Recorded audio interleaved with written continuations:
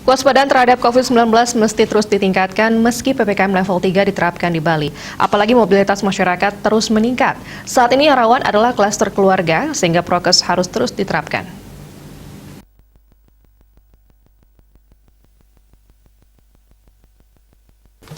Penegasan itu disampaikan Kapolresta Denpasar, Kombes Polisi Johnson Avitus Panjaitan, usai menyerahkan penghargaan kepada 36 anggota Satreskrim Polresta Denpasar dan Polsek Denpasar Barat terkait pengungkapan kasus pembunuhan Gede Budiarsana.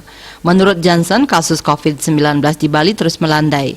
Menindaklanjuti perintah Kapolda Bali, Irjen Polisi Putu Jayandanu Putra, supaya tidak boleh lengah.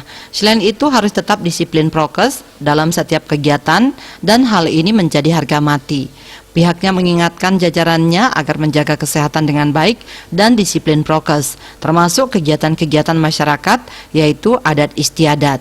Saat menyambut raya, jangan sampai niatan baik bersosialisasi malah bisa menjadi malapetaka pada diri sendiri, keluarga dan orang lain karena virus corona. Mantan Wakapolres Badung ini mengingatkan bahwa virus corona masih ada dan harus ada langkah-langkah mendukung kebijakan pemerintah.